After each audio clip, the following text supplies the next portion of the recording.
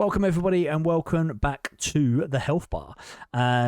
This is, I don't even know what episode this is now, so I apologise, but I think we're on 17 maybe.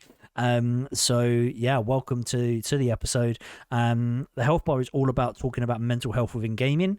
That is kind of what we talk about. I have suffered with mental health myself, anxiety, depression, panic attacks. So streaming has helped me. This is why I kind of wanted to do the podcast, but I also know that streaming and gaming isn't always the way and can actually be the cause of mental health problems. So this is what the whole podcast is all about. So yeah, if you haven't seen this before, we always start off with myself and my mental health for the week.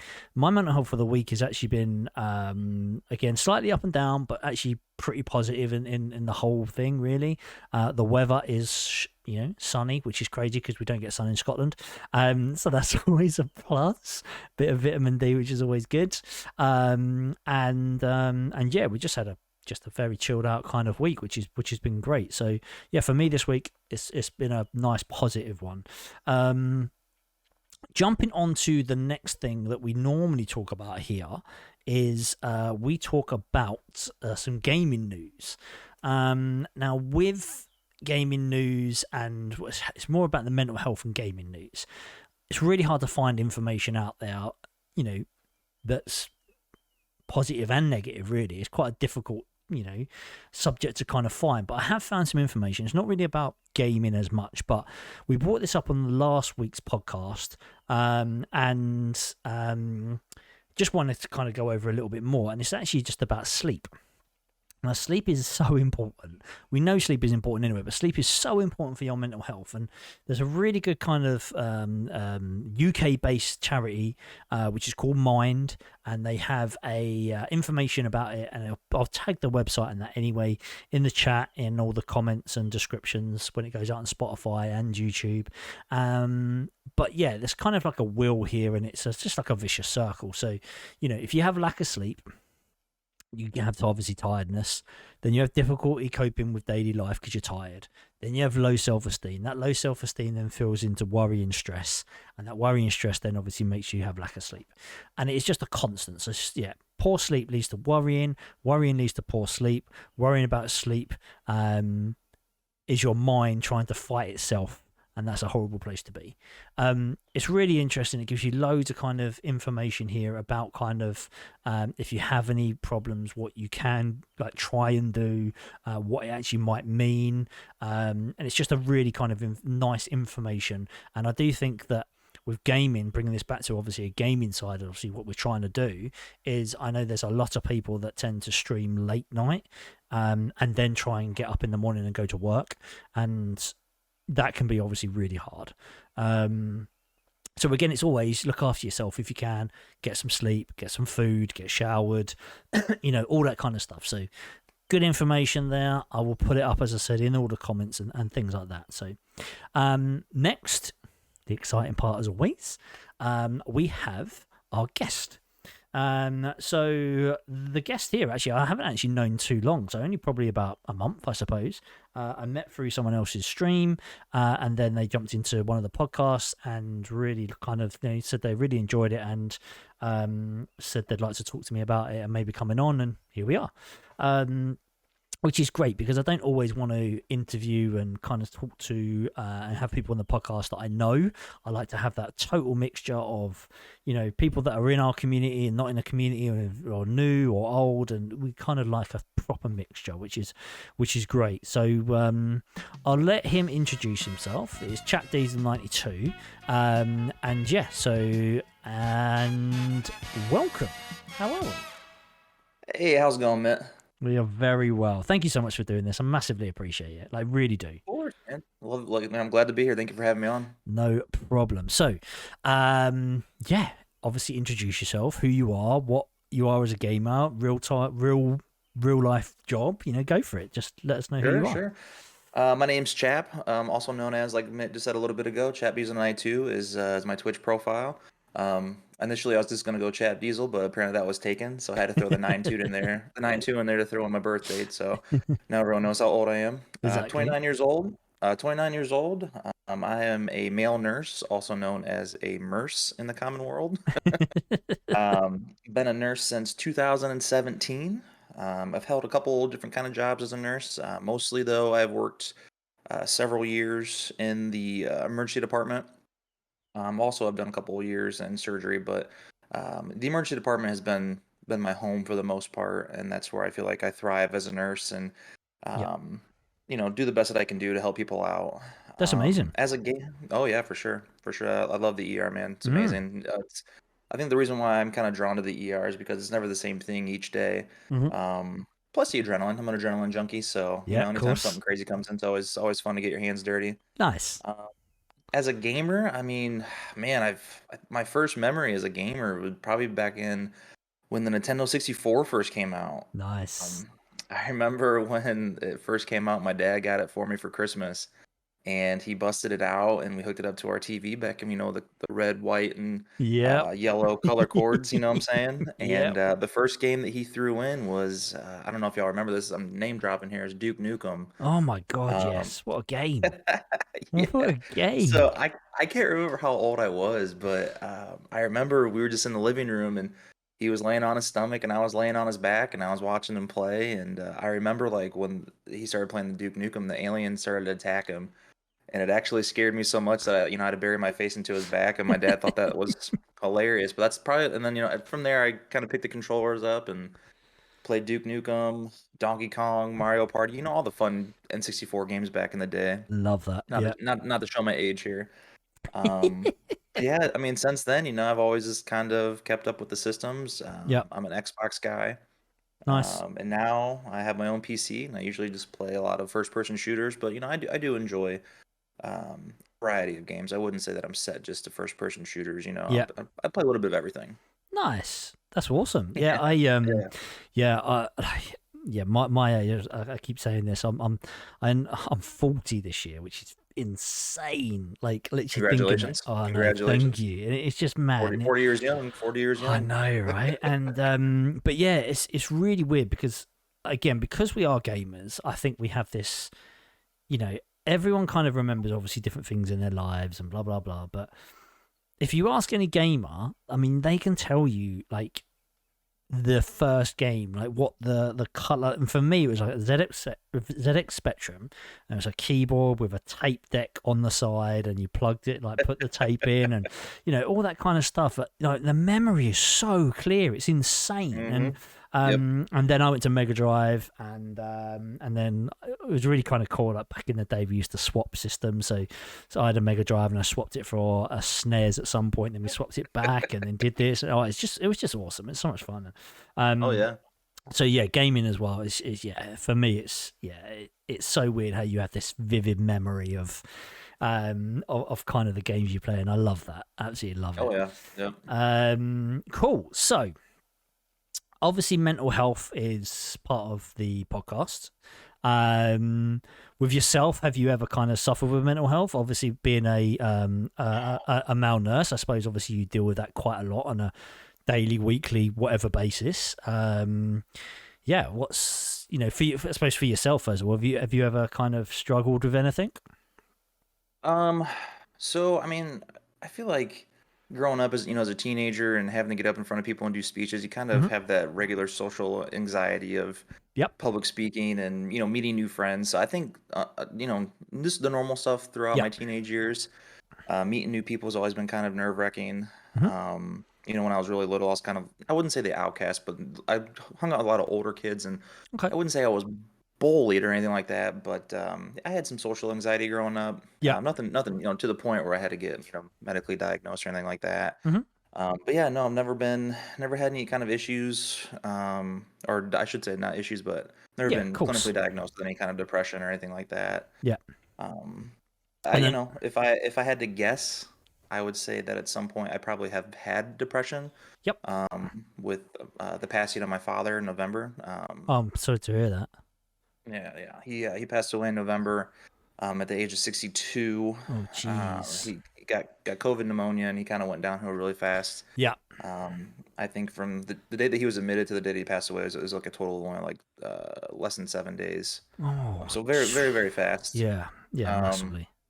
Yeah, so I think with that situation, I have felt, some depression, Yeah, but never been diagnosed with it. yeah, of course. Of course. Okay, from work wise, then I guess you see quite a bit. Yeah, from an ER standpoint, you do see quite a bit of psych patients. Hmm. I've worked at a couple different hospitals, and typically the the bigger hospitals, you're definitely seeing a lot more psych patients and taking care of a lot more psych patients Yeah. at one time. Hmm. At smaller hospitals, I wouldn't say it's as much, but it's definitely the same people on a daily basis, unfortunately. Okay. I'm sure we can go into some more detail and depth of that and later Yeah. on in the conversation, but Of course. yeah, definitely an ER perspective. You do see a fairly decent amount of I don't want to call them mental patients, Yeah. but definitely do see a lot of people that have been diagnosed with depression, bipolar, schizophrenia, but a little bit of this, a little bit of that. Yeah. That's Yeah. I mean, that's obviously interesting, because that's a huge kind of thing. Like, obviously, it's nice to speak to someone like yourself, because you obviously are that kind of first line of kind of seeing it, I suppose. And obviously, you get to see it when it's at its worst, or one of its worst places, I suppose. Yeah.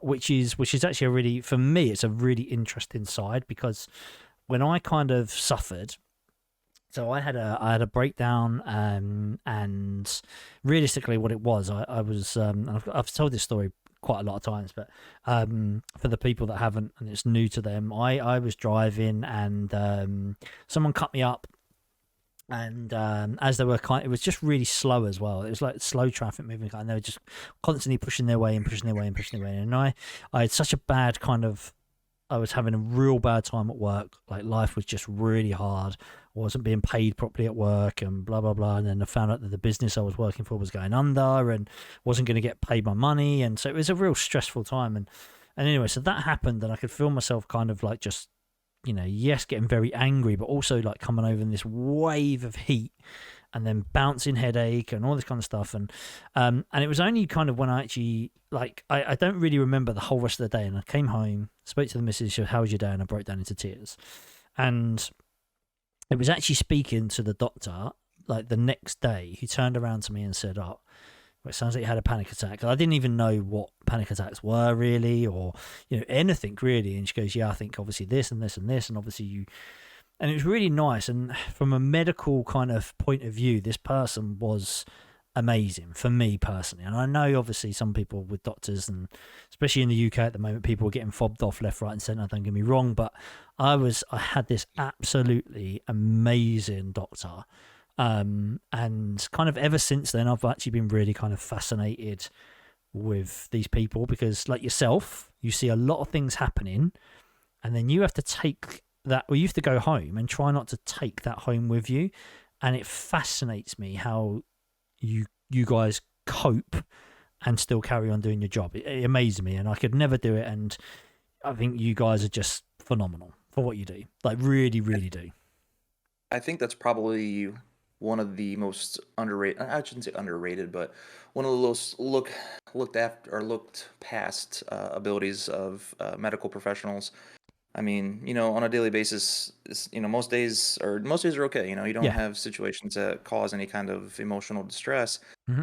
But then you have your other days. It's just like a snowball effect. One thing after another. Like, just from the ER standpoint, I can't really speak for Of other course. departments, their standpoints. But I mean, like, Yeah. you can have a situation where you're completely busy. You have hall beds. You're taking care of 5 patients, and then you have an ambulance that comes in for a child that has been mistreated at home, Yeah. and only to do CPR, try to get him back to life, and it turns out it ends up in the worst case scenario is that the Yeah. child passing away.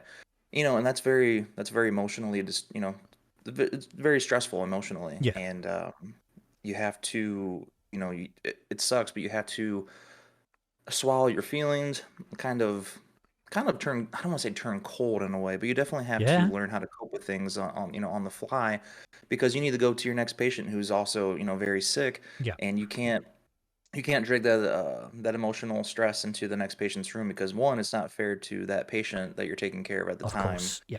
And then two, if you know, I don't want to sound heartless, but if you let that weight, bring you down, then it's really you're not going to be in the medical field for very long. Yep. I think you're right. I really do, and I do think it's quite funny because I think when you like I know I've obviously seen it, and I think a lot of people have probably seen it firsthand. Is that I think if you have a older like nurse or like an older person as a nurse or a doctor, they're normally a lot more not blunt but to the point, and which I obviously I actually quite like because I like to be kind of like, right, this is what I think is wrong, this is, you know what I mean, and I quite like that. But Yeah, some yeah, people obviously like the fluff, and some people like my missus, she kind of goes to these people and she's like, I'm definitely not seeing this person ever again, he was so rude, or she was so rude, and they were so rude, and and all that kind of stuff. And I'm like, well, and it is, I think it's because they're older, and as you say, you kind of have to put on this ability of going, right, you're a next patient, right, let's go. You're the next patient, let's go. And they don't then take any of it home, and they don't have to kind of deal with any emotional side. I mean, I'm sure they do, don't get me wrong. yeah, yeah. But it's a way of not showing it to the next kind of, I um would say, I would say a lot of the time with like the old, like you just said, the older nurses or doctors that mhm. kind of seem more straightforward and blunt. I wouldn't say that that's them on a daily, their personal basis, their personal lives. Yeah. I would kind of contribute that to that's like, because so for example, like let's say you work out a lot and you get calluses on your hands, correct? Yep. I would kind of say that's kind of the exterior they just have built over the years of having to deal with so many Yes. situations, that their exterior is very their personality is very calloused in a way, Yeah. you know. Yeah. And a lot of people, patients included, that don't really understand that situation that they've gone throughout the years of being in the medical field. Yeah. That's just the exterior that they build up to kind Yep. of, I don't want to say protect themselves, but No, just to kind of it's, help yeah, of them, course. cope in a way, you know. Definitely. I 100% agree Yeah. with that. 100%. It is. It's one of them. It always makes me laugh because it's like, yeah, my other half, she's like, yeah, I need to go and see a doctor. And I go, this doctor's available. She's like, no, not that one, thanks. I'll go see. And it just makes me laugh. I'm just like, just go see anyone. It's fine. You know? Yep, yep, yep. Okay, cool. But yeah, so obviously you touched on some of the mental health stuff, yeah, earlier. So what's your kind of, I don't know, I suppose, take on it? Like here, it's for me as well. It's going to be really nice because we get to see a side, for me personally, from obviously the States, which is Yeah, obviously totally different to the UK. yeah, Here in the UK, obviously we have the NHS. People at the moment are saying, we don't have the staff here, and I know doctors and nurses and any kind of medical professions, I think all around the world, we struggle with kind of, the amount of people that can work. It just seems like everyone is falling short of staff. yeah, yeah. But yeah, here in the UK, it's a massive problem at the moment. And, I've got a friend of mine who's a psychologist, and, she kind of gets really kind of upset because, you've only got a certain time limit to see someone, and you've in that time limit, you have to then look at obviously either diagnosing them or not, or medication or not. And, I think it's really hard. And yeah, so what's your kind of, I suppose, take on all that? Because obviously you see it kind of firsthand. Um, so like you said, the whole staffing situation, that's definitely, I don't know, I can't say worldwide because I'm not 100% certain on Yeah, that, but yeah, there is an issue with staffing and admitting patients and housing them in certain facilities because after COVID hit, a lot of people, they went home and just never came back for some reason, and yeah, that's very very included. The medical field's very included in that situation, unfortunately. yeah. So yeah, and I mean, the staffing, having low staff is very hard, and then you hire a bunch of, they're called travelers, who are just nurses that take like Okay. 12 to 13 week contracts, who come in and they try to help fill the void of having such little staff. Yep. But so a lot of things with the staffing situation is that a lot of patients don't understand is that, because some of the hospitals that I worked at were smaller hospitals, and for people who need higher care, at a bigger facility that can offer them the care they need, a lot of the time, we try to transfer them to those facilities, But with them being so short-staffed, the certain facilities, they can't make room for that patient at that point in time. So what a lot of patients insinuate is that we're purposely keeping them at, these small hospital ERs when, that's not what Right. we want to do. It's not what we want to do at all. Yeah. We don't want you to stay in our ER any longer than you want to, because we, 100%. we don't want to prolong the care that you need. And if you need to go to a higher care facility, that's exactly where we want to get you. So a lot of the times when people are waiting, for some people, they're in there for a couple days Yeah, of waiting for the course. bed to open up. I mean, in the meantime, we will try to take care of it the best as we can, with the resources that we have. But a lot of the patients that we take care of for that long a time, they take it personal, and they end up getting mad at staff, yelling at staff. Verbal abuse is a very real thing when it comes to I the find that medical professionals. I do. I find that so hard because, you know, obviously people get frustrated, but like in the long run, like you guys are there to help. Like, and it annoys me anyway in any kind of job. Don't get me wrong, anything. I used to work retail, and the amount of abuse you get as a retail staff is like Oh ridiculous, yeah, and yeah. like it just doesn't make sense to me. Like it to me it's crazy, and again, for you guys, it must be just so frustrating because it's like, I'm trying to help you. Mhm, This mhm. is, this is my job. Like, I care. And yeah, that must be just so demoralizing sometimes, I guess. Yeah, I guess it just depends on on how far the patient's willing to go with the verbal Yeah. abuse.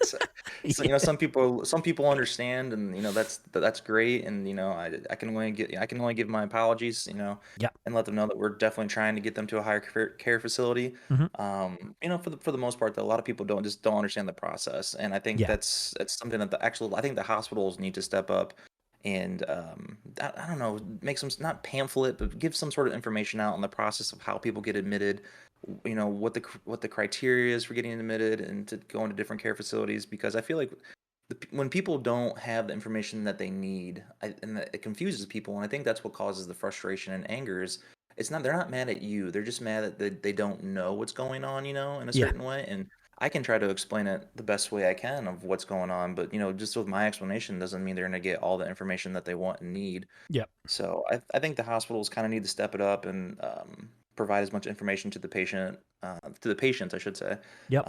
letting them know, like, hey, this is the process that we go through. You might be in this ER for a day or two, waiting for a bed to Yeah. open up at this higher care facility. Yeah, of So course. yeah, it's just information. I feel like is definitely, is a blessing. So I think the hospitals need to step up just a little bit to kind of help out with that, especially since we're so short staffed in a lot of facilities around the United States. Yep. It's actually really interesting, actually, you say that. That's actually a really smart way, isn't it, of kind of, yeah, I don't know, like to literally, you give someone sit them down and give them that little talk, and then kind of give them not a pamphlet, but you know what I mean, something that's going to be like, look, these are the steps or stages, or this is Yes. that, Yep. and as you say, like, I think always, and I've always said this, like, knowledge is king, Yes. and Yep. at, Yep. at, at the end of the day, if you kind of give out the information, then it's up to the patient to then kind of decide how they want to take that, or how they want to proceed, or whatever. But you've given everything, and I think that's really important. I think that's really important with mental health in general. And Yeah. when I kind of, and this is going back to the doctor that I had, and she explained everything. Like, and I mean everything. She was like, this is happening, because we think it could be, this. It's obviously your work's just stressing you out, the stress.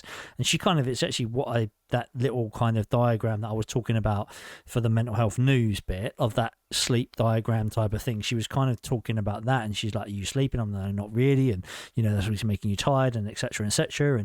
And, going through the whole stages. And it literally was, it just took someone to kind of sit there and give me all the information that person could possibly give without obviously overwhelming me. And it was amazing. I literally Yeah. it was actually amazing. And, and then obviously I took that, when I went to therapy and spoke to someone at therapy, and I had they were kind of giving me information as well. And again, which is brilliant. And I always say this, I think if you're offered therapy, great, go for it. But for me, therapy was great and it got me started to talk, but it wasn't for me long term. But yeah, it is. I think, as I say, knowledge is definitely king, and knowledge is the key. And yeah, without a doubt, I think everyone should take that, as you say, that information. If they could pass that out a little bit better to people, then it will make your jobs a little bit easier, I would guess. Yeah, and to kind of go back to the point where you're talking about how therapy was good for you short term, but it wasn't for you long term. Yeah. I think an important thing that people need to understand is that there's not one all be all medication or cure for everyone, because everyone's different. Everyone grieves differently. Everyone has different anxieties. Everyone has different, phobias, fears, X, Y, Z, so have you. So, people listening in, or, any kind of patient that I could talk to that has any kind of mental illness or, anxiety or anything like that, just because it worked for Mitt doesn't mean it's 100% going to work for you. Yes. So if you go to therapy and it doesn't work for you, my biggest thing to stress is don't give up. Yeah. Just because it worked for Mitt, and I'm glad it worked for Mitt, doesn't mean it's going to work for you. Everyone's a little differently. Everyone has different ways of coping, and everyone's going to be feel better about doing something different. I kind of want to stress that a little bit. 100%. I totally agree. It's actually, I had someone on the podcast a few months ago, and she was talking about. She had a therapist, which was great, and then she moved, so she had to get rid of her therapist, and then she went to another therapist and absolutely hated them, just couldn't get on with them at all. And she actually bounced through a couple of others and couldn't get on, and then all of a sudden she kind of gave up, and then still kind of looked, and she spoke to a doctor, and the doctor kind of suggested someone, and in the end she kind of went and spoke to this person, and she's now in a really happy place with this person. And it's exactly the same as what Chap's saying, and I think it's the same with medication as well. Like, I am still on medication just because of what happened last year with my mother-in-law, like falling, hitting her head, and having brain surgery, and we had to move up to Scotland, and it's just been a crazy year. And in that year as well, we've had a baby, so it's been a mad one. So my meds have slightly up. It's not a lot. I still don't take a big kind of dosage, but it's not a lot. But it had to just be up just to help me out a little bit. But again, I know people that have gone on meds and it started to work and then doesn't, or some of the meds, and they change and chop. And again, exactly what Chap said, I think you just have to find your way, your niche. Therapy, exactly. You just, and again, it's totally different because, it depends on, again, medication's always the same, isn't it, as well? People know it's always depending on like your weight, your kind of, physique, your, all that type of stuff. And as you say, everyone is built so different, and that's the beauty of being a human, isn't it, really? That everyone is so different, and it's lovely that we are all on this same kind of place, but we're all totally different, and you just have to take that. I've seen people get better just by doing something as simple as yoga, deep breathing exercises, sensory consultation by, they look at an image of a beach with some waves and listen to music that, relaxes them. So, just because if therapy doesn't work for you doesn't mean that's the end for you. Keep on keeping on. Life's a garden, got to dig it, brother. Exactly. Oh, I like that. That's awesome. I like that a lot. But it's so true. And, mindfulness is another big, I don't know if it's big in the States there, but mindfulness here is massive. And I think it's again, I thought it was a really good thing. And I've taken, it's really weird because, and I think this is a good thing. What Chap is saying is that I've taken lots of little things from different places. Like working out for me, going to work out was one of the best things that ever it was great. At the moment, I can't get to the gym so it's kind of gone a little bit, which is a bit annoying. But again, working out is such a good thing. But I go out for a walk, and I fight every day. I don't want to go out. Like, honestly, it's the weirdest thing, and I fight that I do not want to leave this house. And the best thing about having the little one is that I have to take him out to classes because I'm a full-time stay-at-home dad. So take him to classes, we go out for walks, we go to the playground, we go, and I get out. And I hate the fact I'm like fighting myself to get out. But as soon as I get out and I go for a walk, I love it.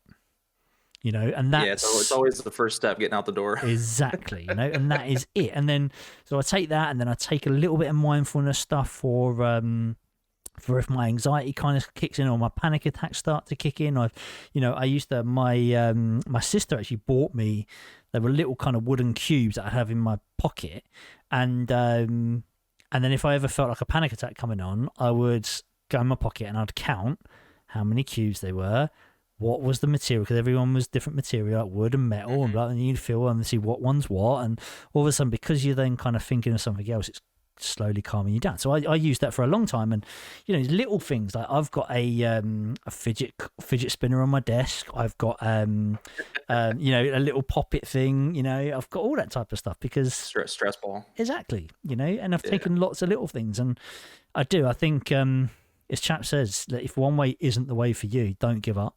Like, seriously, truly do not give up. There is so many different things, from yoga to the music to watching, the calming videos to, talking about it and not talking about it, but using a, fidget spinner or whatever it is, Yep.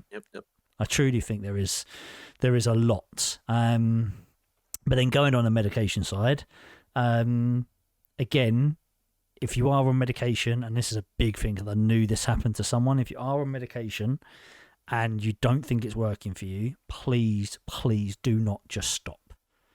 Like, wean yourself off it, because the crash can be horrendous. Yeah, and I'm obviously saying to you for that, because obviously being a medical profession, then I'm sure you know a lot more than me. Obviously, I've only seen a friend of mine what it's happened to. So, yeah. So just to kind of tune in on the whole medication situation, Mitt is 100% absolutely correct. If you're taking any kind of medications like Xanax or any kind of benzodiazepines that help with mood control and like that, you definitely do not want to stop abruptly taking those medicines. And I know a lot of people say they feel a lot better when they don't take them, because some people get like the adverse effects of feeling like crap. Yeah. But if you are wanting to get all those medications, you definitely need to consult with your doctor and let them know that the medications aren't working for you. The reason being is because there are two things, two drugs, I should say, classes, that can definitely cause issues when you abruptly stop them. One is being alcohol, and the other is being benzos. A lot of people have this misconception that if you withdraw or stop taking opioids, like for pain control, that granted, you're gonna have withdrawals and you're gonna feel like crap and you're gonna be puking, vomiting, diarrhea. You're gonna feel like shit. But the two, alcohol and benzos, are the only two. I don't want to call alcohol a drug, but some people refer to it as a drug. But yeah, of course, those two classes are the only two things that if your body withdraws from, you can die. So if you let's say you're a heavy drinker, you've been doing it for years, and it gets to the point where you start having shakes if you don't have a drink, like your hands start shaking, which I've seen in plenty of people. If you abruptly just stop drinking alcohol, your body overreacts. You can have a seizure and you can die from it. It's the same thing as benzodiazepines. Your body gets so used to it being in its system that if you just abruptly stop, the body will do the same thing the way alcohol does, is that it will cause you to go into a seizure because your body's so used to that being inside of its system, and then you can die from it. So for anyone who's a heavy drinker or rely on a lot of benzodiazepine medication, if they're making you feel like crap and you want to get off of them, you need to do it the correct way and the smart way. Definitely need to consult your physicians, your doctors. Go to some hospitals, they do have withdrawal clinics. Definitely do it the smart way, because I would hate to see you want to better yourself. I'm not saying that being off medications better yourself, but if you want to get off them because you're not feeling feeling them anymore, I want people to do it the smart way. And just like Mitt said, don't stop them abruptly. Consult your physician, consult a doctor. Go to these clinics, because your interest, your health and well-being is in their best interest, and they definitely want to help you in any way that they can. And going through withdrawals is definitely it's a big thing, especially with alcohol and benzos. So Yeah. just be careful, be smart, and get a hold of doctors if you're wanting to get off that kind of stuff. Yeah, 100%. Yeah, I agree with that massively. And I actually didn't know about the benzo and alcohol, which is insane. That's mad. That I obviously Those, knew there was big things, but yeah, those are the only two that you can withdraw from and die from. it's Everything mad. else you'll withdraw and you feel like shit, but those are the Yeah, two ones that you'll die from.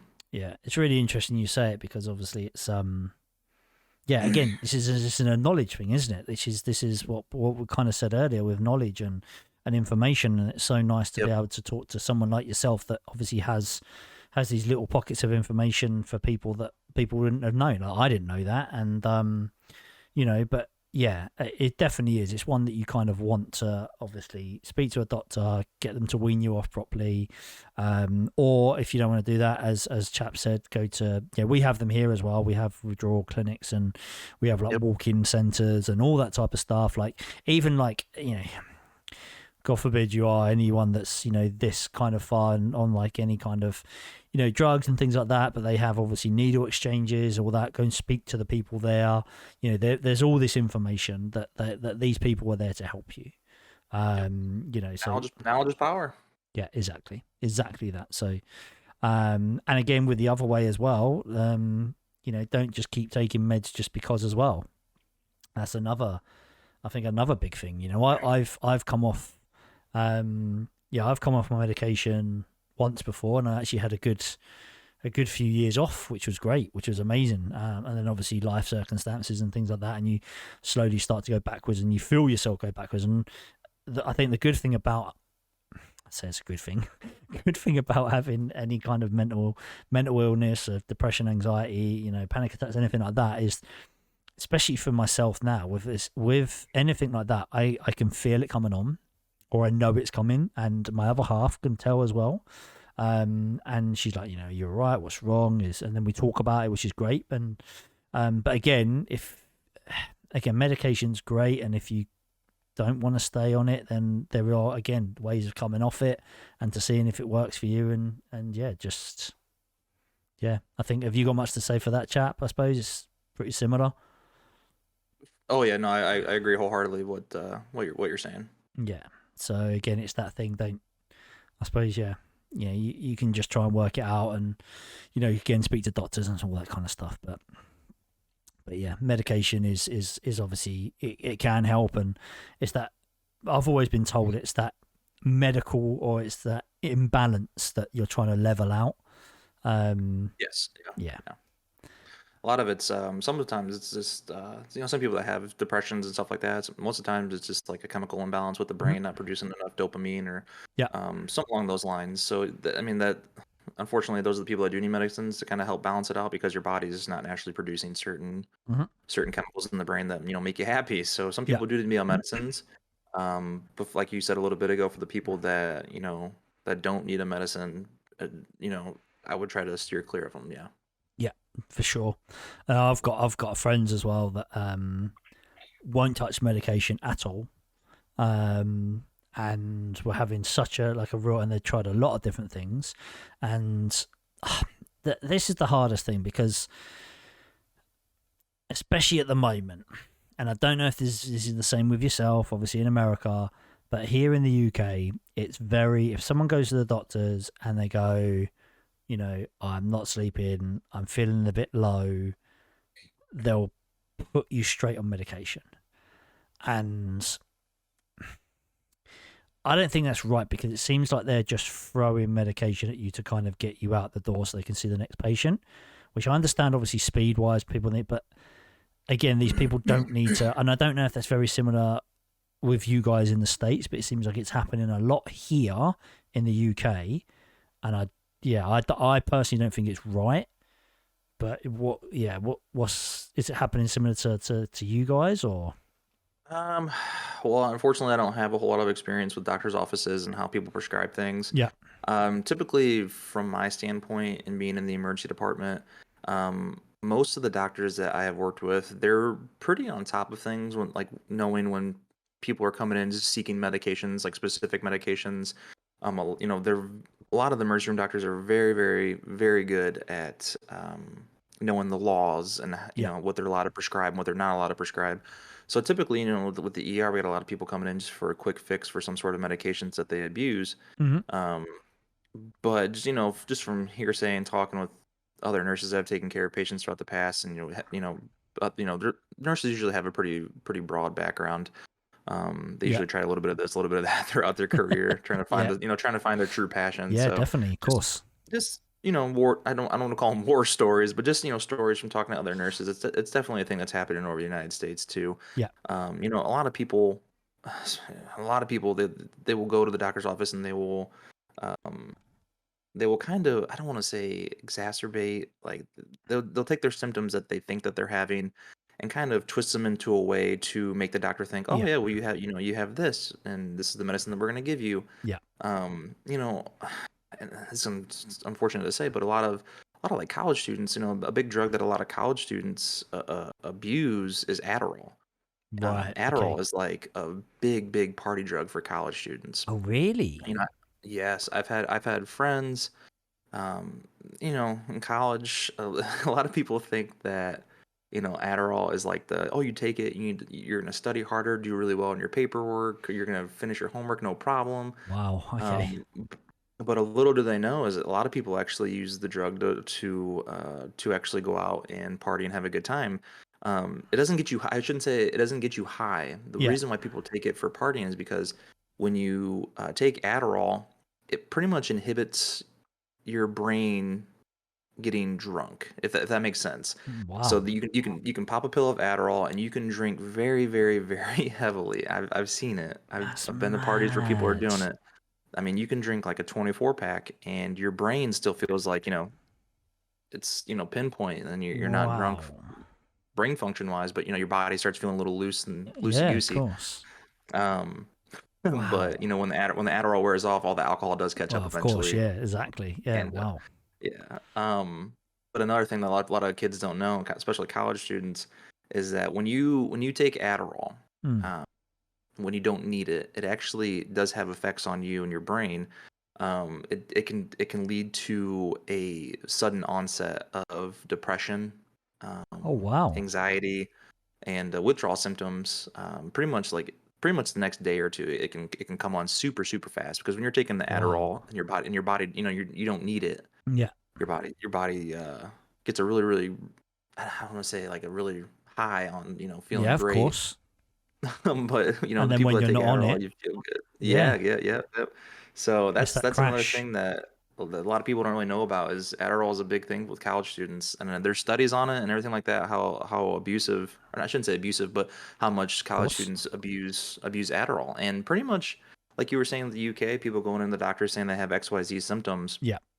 A lot of the college students, just from my past experience of friends that have gotten prescriptions of Adderall that didn't have ADD or anything like that, they pretty much just look up the symptoms, ask their friends that do have Yeah. ADD and that need it, and they just go into the doctor's office and say, "Yeah, I have XYZ," and you are correct. A lot of doctors are There you go. pretty much jump straight Yeah. forward to giving them, "Oh yeah, you probably need Adderall," and Yeah. I don't want to say it's a money Of grab, course. Yeah. Yeah. Yeah. but they're getting paid to prescribe these prescriptions. So Yeah. it's hard to say why they do it so often and frequently, but Yeah. just from my standpoint and knowing a little bit that I know about the studies that I've read, Adderall is a really big one. It's really I interesting. mean, Yeah. it's probably other medicines too, Of but Adderall is the course. one that top of my head I know off right off bat. It is. It's mad, isn't it? Like, I don't like. And it is really interesting all this because honestly, I'm fascinated. We could go on forever because it fascinates me, But it is, and I truly think that there is a. And again, I don't want to sound harsh. I don't know. I don't want to sound harsh. I don't want to sound mean. I It don't want to sound. can't sound harsh to me, buddy. Yeah. But it's. I think that there are people out there that, and it is a bit social media, it is a bit this, and it is that kind of want to have a label, Yeah. and I think it. Saying it out loud, it does sound a bit harsh, but it is. It's a lot of social media. It's a lot of things. It's like, I've got I've got this. I have got anxiety. I've got depression, I've got ADHD, I've got, a mental. It's like, look at me, I've got a label, and I truly don't think that's right. And I do think people are, as you say, either making up the symptoms or, and again, it sounds really harsh, but I do think there are people out there that kind of have got this. And also for parents, I think some parents are like, my kid is a nightmare. They must have something wrong with them, when they're just, maybe Yeah. not. They're just a nightmare. I was a nightmare as Yeah. a kid. I didn't have anything wrong with me. I was just a bad kid, and used to go out and cause a bit of trouble. But that was me. It was just Right there with you, man. it wasn't, I didn't need a label for it. And I think there is. And I think that's that whole, it's hard to say, but maybe social media and, celebrities have come out saying that they've got this. And it's like, oh, that sounds like a fashion thing now. And it kind of annoys me a little bit. And I guess you see obviously some of that. And it must be really hard, though, to see through some of it. Yeah, I mean, so speaking on the labeling situation, Yeah. so just, I can't speak for every department. Again, Of course, I yeah. strictly work in the emergency department, Yeah. and I can't speak for every emergency department around the United States either. I just want everyone to know that. Yeah. Most of my opinions are my opinions, and then sometimes people tend to not like me because I'm very opinionated. And sometimes my opinions are just based off how I feel about certain situations. Yeah, of Not all course. my opinions are based off of, facts or anything like that. Yep. And I think some people would refer to me as a bigot, or whatever word they can call me. All the fancy labels they can give me Yeah. for being an asshole, pretty much. But for the labeling situation, that's a big thing. So just working in the hospitals I've worked in and working in the emergency departments that I've worked in, to your surprise, or to my surprise, I should say, you might be surprised by it too. A lot of the patients that we see um, aren't typically patients that are having issues and want help. It's typically people that are kind of attention seekers in a way. Yeah. And again, I'm not categorizing every patient that comes in with some issues, Yeah, of course. But a lot of the patients that do come in, that so I should take it back a little bit here and kind of describe the situation. So I'll kind of do a little bit of a walkthrough on what usually happens when a psych patient checks in. Okay. So typically, a lot of the psych patients that you see in an ER, they're usually going to come in because it's called suicidal ideation. They usually want to hurt themselves. Yeah. So typically, you'll check in the front desk. You'll let a triage nurse know if your facility has a triage nurse. They'll let them know that, hey, I'm feeling suicidal. And then the nurse will ask them how long it's been going on for, and the nurse will kind of get the basic information out front, get the vitals, all that fun stuff. So then we try to get those patients back to the room as soon as possible, because typically in the ERs, every ER will have a safety room, which typically just limits the amount of furniture, takes out all the cords. They have all the cabinets locked, so the patient can't get any access to anything that would possibly hurt themselves. Yep. And then from that point on, we typically will give the patient like a set of paper scrubs, so that way there's no strings, nothing like that to change into. And it also it's faculty policy too. Everywhere's a little different. Yeah. The one hospital I worked at, I mean, it was typically a fight to get the patients to cooperate and give us their clothes and stuff like that. Yeah. Yes, because a lot of people when they check in, if they usually do for the first time, they don't know the system and how it works. Yeah. The people that are repeat abusers of the system, they know how it works. So typically it's the people that check in for the first time. They don't want to give you their phone, their wallet, their keys, XYZ, so have you. Yeah, of course. So the one facility I worked at, I mean, you had to give us everything: underwear, socks, shoes, cell phones, wallets, you name it. You had to give us everything, hair ties, whatever it was. And then we give you paper scrubs, and then the process would have to usually be like, you had to give blood work. You have to give us a urine sample so we can run a urine drug screen. Yep. And we have to do a couple other things just to make sure that the person is in the right state of mind. They're not inebriated by any kind of under the alcohol or influence, drugs. or of course, yeah.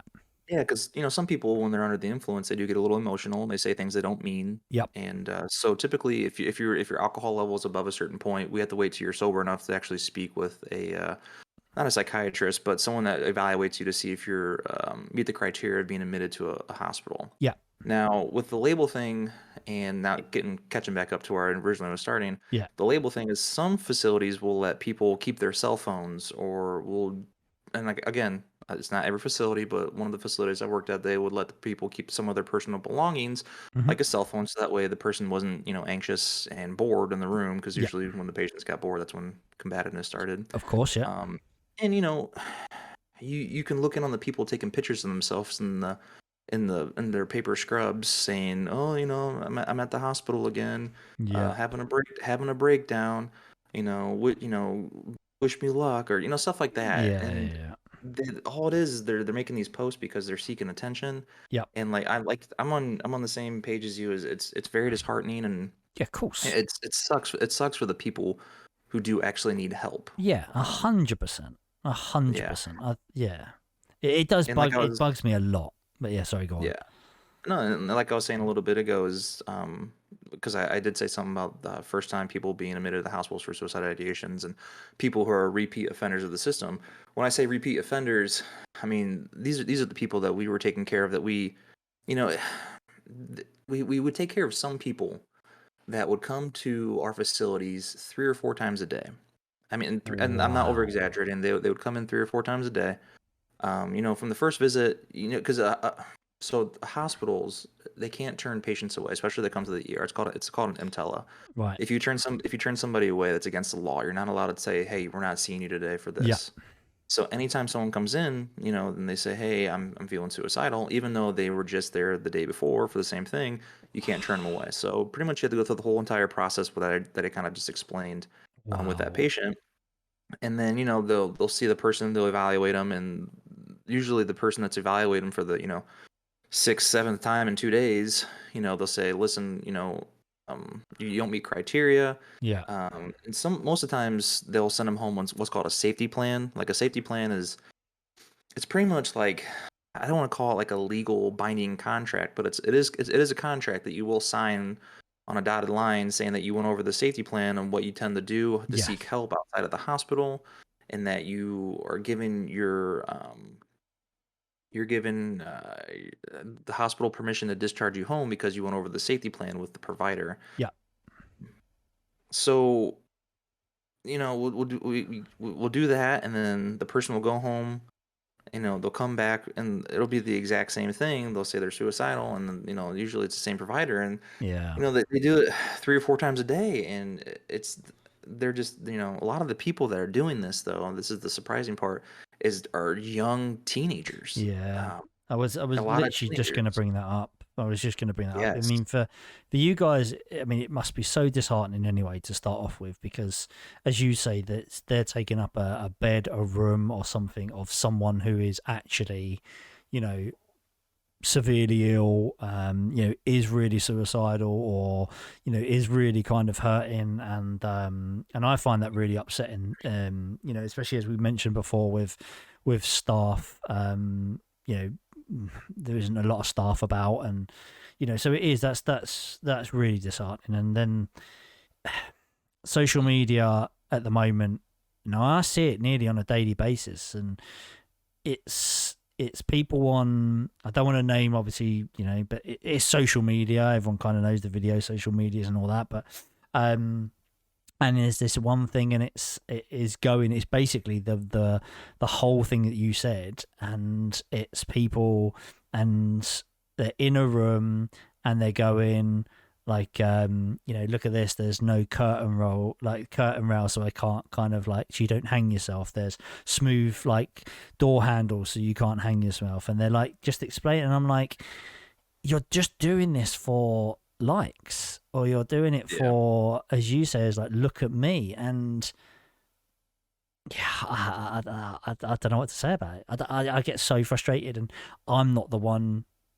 who is like yourself and like your colleagues that are that front line. I would be so annoyed, but yeah, obviously that's why I Yeah. don't. That's why I don't work in that career. I suppose I don't think I'd last very long. I'd be telling some people, some true thoughts in my head. But Well, I think, I mean, you know, like you said, that one of the unfortunate parts is not, I mean, granted, no nurse is ever going to get mad at somebody for taking up a bed if they of actually need course, it. yeah, That, an emergency room nurse is never going to be like, you don't deserve this bed, get out of here, blah, blah, blah. yeah, That's not how I mean, that's not how I'm wired, I should say. I'm not sure about every other nurse. I can't speak for everyone. of course, But yeah, no, I mean, it does stink that they do, I don't want to say it's wasting your time, but when you're taking care of people multiple times the same day for the same thing over and over again, yes, um, yeah, that kind of just it's disheartening. It's the like the old folk tale. You can only cry wolf so many times. Like little exactly, until people stop showing you sympathy and stuff like that. yeah, But I think what's the most disheartening thing is a lot of these teenagers that are going through the situation is that a lot of them they make a lot of stuff up. A yeah, lot of them will make up that the fact that their parents abuse them, that they don't have a supporting structural situation at home, yeah, and I've been in situations. I think this is what makes you the most upset is I've been in situations where I have sat down with a particular teenage people, and I've gone through the whole story with them, and I believed every single word because that's I guess you can call me gullible for that, but I've taken care of patients that I've never taken care of before, so I'm going to believe every word yeah, they of say. course, yeah, I'm going to take my patient's word for it, yeah, and then come to find out that everything that the person was telling me, was all just a made up fabrication, and they just wanted to get away from the house because if they do get admitted, they're usually admitted, and they're usually so like if you get admitted for a psychiatric situation, if you're I'm talking really fast, I apologize. no, no, no, no. Um, I speak quick. So, typically when you are admitted for a suicidal ideation situation, they have what's called a pink slip. So what a pink slip is, it's a piece of documentation that the provider will sign that makes it to where you have to be in a psychiatric facility for a minimum of 72 hours, so 3 days. Right, okay, So a lot of times when these teenagers or young people that come in that you take care of on a daily basis, you see them walking through that front door with their backpack, their suitcase, it's their already, personal belongings, because they know the system. They know they're going to be taken care of. They're going to be fed 3 meals a day. yeah, They're going to have places, housing, you name it. And it's just because they just want to get away. yeah, Well, I should okay, so I shouldn't put everyone in the same bubble as that no, of because that's not course, the case. yeah, That's not the case. I'm speaking about the people that are repeat offenders of the situation yeah, of the system, yeah. and it just it sucks that that's how it goes It is sometimes. because they're obviously abusing the system because they just know, as you mentioned before, that and it's the same here in the UK with VR. I'm sure. I don't fully know. I've not spoke to anyone, but you can't turn people away, and that's the thing. They know that, and again, I've got a friend of mine who's a psychologist, and she used to work in some kind of units with people that would self harm and all that kind of stuff, and it would be kind of a lot of people. Again, I don't want to kind of pigeonhole it, but there's some people would self harm just for not for the attention, but as a cry for help. Let's just put it, a cry for help, and and things like that, and again, a lot of them were repeat offenders as well, and again, like she found it really hard because she's trying to help these people and think that she's helped someone, and then they come back like the next week or the next day or whatever, and then they go through it all again, and then she thinks she's helped someone, and off they go home, and then they're back again, and yeah, it's hard, and this is why again, like people like yourself and anyone within the medical, profession, I honestly I take my hat off to you because I appreciate that, man. honestly I really do, and especially through kind of the last 2 years that we've been through as well, with COVID, and obviously what you've gone through with your dad, which again I'm so sorry to hear. It is that whole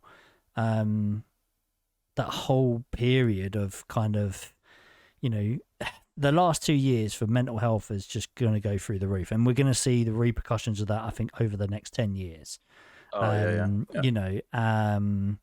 And I think that's going to be the hardest thing, but yeah, I would just like to clarify one thing real quick, if I can throw this in here. yeah, of So course, if people that are listening are thinking that, man, Chap's kind of an asshole situation going on, I'm not making like it. I'm not bringing these facts to the table blindly. This is Yeah, situations that I've dealt with, taking care of certain patients, and I can't give you any information about the patient because it's against HIPAA, which is a big thing of for course. nurses and Yep. medical staff.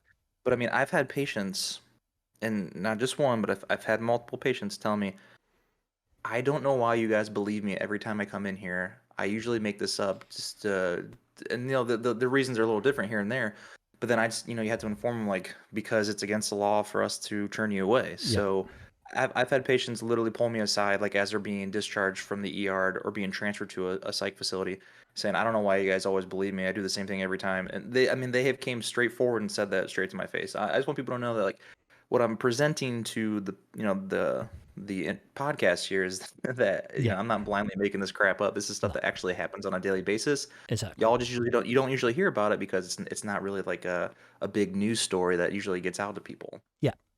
Exactly. And we had this conversation obviously pre the podcast, and you were kind of, you even admitted that, you were kind of a little bit worried that you didn't know how people were going to take it, etc. And I really kind of Yeah, wanted you yeah. to come on because of the fact that I think you and me are quite similar with our thoughts, which is really nice. But getting it from a health professional kind of point of view is, for me, it's fascinating because, again, you're there to try and help people, and you are helping people, which is absolutely amazing. But there are obviously people that abuse the system, Oh yeah, and yeah.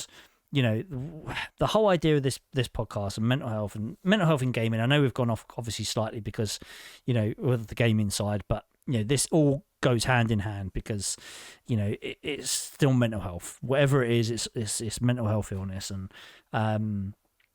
it is. And this is why I wanted you to come, because I always say that with gaming and things like that, and yes, gaming and streaming has helped me personally.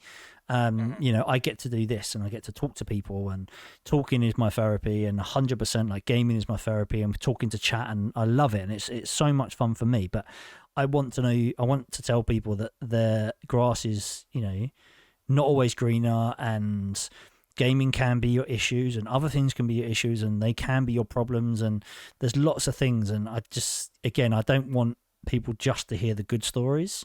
I want people to hear the bad stories as well, hopefully in the next few weeks, I hope I've got someone coming on who used to be a very, very big gamer in the Escape from Tarkov community. And I really hope he does come off. And he quit streaming and everything, and he quit streaming, gaming, the whole lot because of his mental health. And he works a full-time job, and he doesn't stream at all anymore. And hopefully he comes on because I want to hear that story, because again, his mental health got so bad and it was gaming that done it. So he had to step away from it all. And this is it. I want people to know the good and the bad. I don't want people just to listen to this podcast and go, oh, everything's great, everything's amazing. I want people to know both sides. Yeah, I mean, speaking about your friend with the Tarkov situation, Mm-hmm. I kind of was in the same boat as him. For those who don't know, I'm not gonna, keep shouting myself out, but I No, was a no. Twitch streamer for, I was a Twitch streamer for, you know, I was doing it for a couple months, prior before my dad passing away. But Yeah, my dad passed away in November, and it was a very, very big toll on, not only me but my family. yeah, And it got to the point where I just felt like, I couldn't put myself in the place mentally to one entertain people that came in and yeah, spoke with me in chat. I was very down, very down about it, and I wasn't gaming as much. I was kind of putting that to the wayside. I definitely wasn't streaming. yeah, I just felt like it was not really fair to people that would come in, to hang out with me, that for me to be in that kind of state of mind. yep, Um, but I will say though, and kind of going, doing a whole roundabout circle here in a weird way. yeah, Um, after I've, everything was dealt with and taken care of, and I started to feel more and more like myself, it kind of came back to me, getting back into streaming and gaming again. yeah, And I will say that has been a very, very helpful tool. Um, and I can't speak again. Everyone's different. I can't speak yeah, for of course. everybody. But I found with myself, with having the small window of depression with my dad passing away, is that the more that I sat around not doing anything, and thinking about my dad passing away, thinking about all these sad emotions and feelings that I had, the more sad and depressed that I got. Yeah. And it's kind of a it's been an ongoing joke with some of the nurses I've worked with in the past that, um, and again, I can't speak for every nurse, but Yeah. and not for every patient either. A lot of I always joked about, I felt like a lot of the patients that came into the ER just because they were bored. Yeah. You come into the emergency department because it's an emergency. Yeah. We take care of people that have like, little splinters and stuff like Yeah. that Yeah. because they just sit around and think about, man, I've had this cough for, like 2 years, or Yeah. my back has been bothering me for 10 years. I Yeah. should go to the emergency department. It's the people I always joked, it's the people that sit around and don't have hobbies and don't do anything, that let their mind kind of wander on the Yeah. situation. Yeah. Those are the people that check in a couple times a week. Yeah. And I feel like having a hobby, and like you said, you like to exercise and play video games. I feel like having a healthy hobby is definitely a big thing that can help a lot of people get through the dark times. Yep. Just because you're not sitting around thinking about it too much. Hmm. I totally agree. And, this is, again, this is the whole kind of reason, we started, our Discord server, a group of us started a Discord server instead of just having our own, because it was that kind of safe place for everyone that can kind of just jump on and chat whenever they want, game whenever they want, and have that opportunity to kind of do whatever they want and have a community there. And yeah, because it's that thing, I think, if you do, and it is very hard, that the first step's always the hardest, as you mentioned earlier, with even myself, like trying to get out the front door. I mean, that is the hardest thing, is getting out that front door and taking that first step. And that is mental health and mental illness, all that. The first steps are always the hardest. Yep, yep. But as soon as you kind of take that step and go to the gym, or have a hobby, or go play a sport, or go meet a friend for a coffee, or whatever it is, that first step is always hard, but you will feel better for it. And it's quite funny, because I still get a lot of people that kind of talk to me on the podcast. I'm not saying like you should come and talk to me on the podcast, I'm not saying that, but go talk to people. But some people that have had kind of real struggles, and they come on and talk to me on the podcast, and then they message me like the day after, like one of the guys messaged me the day after, said, like, I had the best sleep I've had in like years. And someone else is like, I've had, that evening I felt really bad, because obviously it brought up a lot of bad kind of memories. But then, the day after or 2 days after, they're like, actually, I feel a lot better and I feel a lot lighter because of the fact that I've talked about it and I've opened up a little bit. And it's hard, but opening up and talking, and I think is always such a positive thing. It's such a positive thing. Here's a little fun fact, just to kind of throw things out, kind of Yeah. going back to the situation that we were discussing earlier of, just because something doesn't work for you doesn't mean you should give up. Yep. So fun little fact about people who do seek help by going to rehabs and stuff like that to get off drugs. They say on average in America, I'm not sure if it's everywhere around the world, but they Yep. say on average a person will go and try and fail 7 times before getting clean.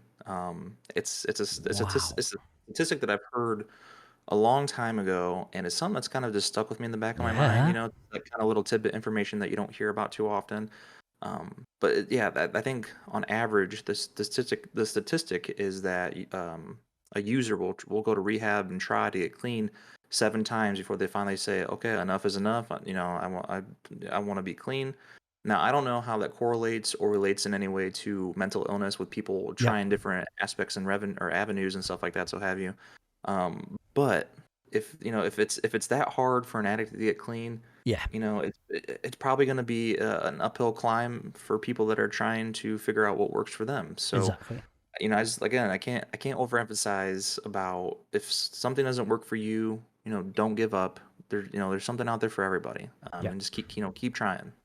100%. And that's a big thing that I always try and kind of get out there and try and talk about. And it is that whole of just again, that thing, isn't it, of we spoke about it a lot earlier, of medication and therapy and mindfulness and yoga and the gym and walks and whatever it is, and it could be the weirdest thing that kind of gets you out, like joining a group, or doing this hobby or something that you've never done before, or I don't know, there's loads of things. And yeah, it's just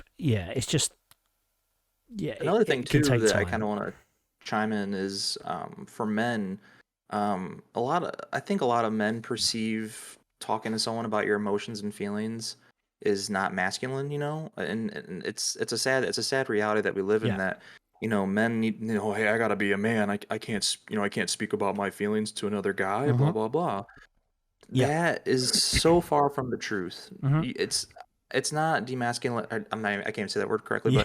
but you're not less of a man Yeah. for speaking on your emotions and how you feel. It's very healthy, and the reason why I bring this up is because after my dad passed away, and looking into some of his medical records that were provided by the hospital and XYZ, so have you, Yeah. he was in their hospital numerous times for anxiety, depression, and Oh XYZ. wow. And I never knew, I never knew, in all my Wow. 29 years of life, I never knew my dad had any kind of issues with anxiety or depression. He would have his days where he seemed a little more down than usual. Of Like course. like everyone has their ups and downs. Yep. But to the point where I was able to see like how many times he went to the hospital for having anxiety and depression. It makes me sad that my dad didn't feel comfortable enough to come speak with me about the situation. That. Not only because I'm a nurse, but just because I'm his son. Yeah. I Yeah. Yeah. expected my dad to be Exactly. very open about it. And I just think that with my dad being, I think when I said he's 62 when he passed away, there's a certain, I feel like there's like, the older generations feel like I can't speak about my emotions. I gotta be a man. I can't cry. Uh-huh. I can't do this and this. And I just want to make this very clear, that is so far from the truth. I Yeah. don't want, a man should never feel that way. Yeah. And that's all I have to pretty much say about that. I just wanted to chime that in Yeah. there. No, massively. 'Cause it is. It's such an old mentality of this, man up. Yeah. Just go and kind of rub dirt on it and get on with it, and it Yeah, is. no blood, no foul, Yeah. Exactly, and it is. And I'm not saying like but it is like my mum and dad, my granddad, all that type of stuff. It's very kind of and I think I shocked a lot of people in my family when I opened up. I think I shocked a lot of people because again, I never showed any of it until obviously it all kind of came to a head. And but I think people, and this is again, I want to tell my story and talk about it, because if someone sees me doing it, or us two are talking now, and someone sees it and goes, actually, I can do this. I can talk to someone. I can open up. And it is like, yeah, it's quite funny. I spoke to the podcast last week actually, and yeah, he opened up and said that after having his mental health issues, and he is now super emotional, which is so And there's funny. nothing wrong with that. Exactly, and he says it's so funny because he literally, like, if something comes on like an advert on TV and it makes him like got a dog and it makes him sad, he'll start crying, and but it's brilliant though, because it is like, I think I think you just have to kind of and there is no such thing of as you say, it doesn't make you less of a person. It's I think it makes you more of a person to open up, and we all know about it. The facts and figures here in the UK, especially. I don't know about around the world, but male suicide is absolutely huge compared to women suicide, because of the fact that they say that men don't talk about it, and they feel that the man has to provide, and the man has to do this and put a roof over your house and blah blah blah. I mean, me and my missus, we've flipped it totally on her heads, and she's the breadwinner, and I'm the one who looks after the little one. It's who cares? Do you ever listen to Jordan Peterson at all? No, I don't. So okay, so you need to jot that name down. Yeah. He's a professor at I can't remember what university. I can't remember what university he was a professor at.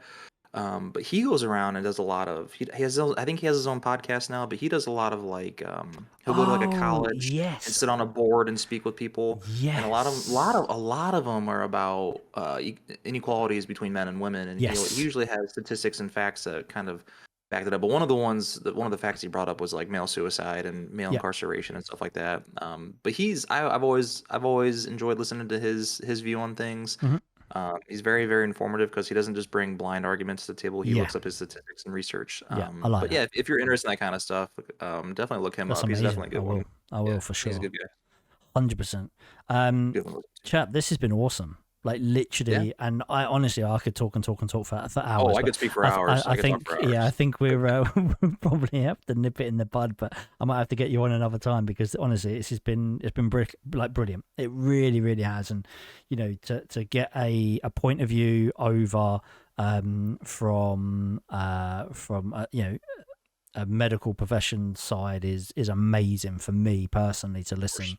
It's been so good and informative, and I hope it has obviously been informative for everyone else. And as I do forget to say this sometimes, so is there any last thoughts or, you know, things you want to kind of put out there before we kind of sign off?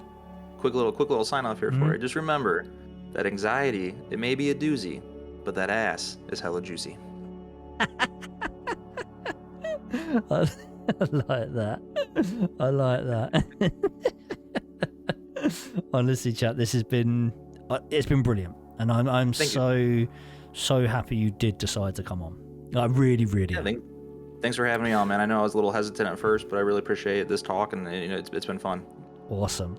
Right, you hang around, mate. I will be back and talk to you in a minute. I'm just going to sign off. But yeah, thank you again, mate. I really, honestly, massively appreciate you. You're a legend. Yep, take it easy, everybody. Cheers, Ant. That was awesome, like so good, and honestly, I am so happy that he did come on to talk about it, because, you know, it's so important, I think, to know, and we said this, to know knowledge, you know, and I think there was a lot of knowledge there, a lot of information, and just a lot of general kind of greatness, in my opinion. So yeah, I do, for Chap to come on, it's been brilliant. And as we mentioned a lot there, I do this podcast because I want people to know they're not alone. I want people to know that they can talk to people. There's lots of obviously options with help out there, with medication, with not medication, with, you know, anything like that. There's so much information, and yeah, you're not alone, and you know, you can get through this. And but yeah, appreciate you all for watching and listening. And as always, Chap, you're a legend. Thank you so much. And yeah, as always, guys, look after your mental health, and we will see you next time.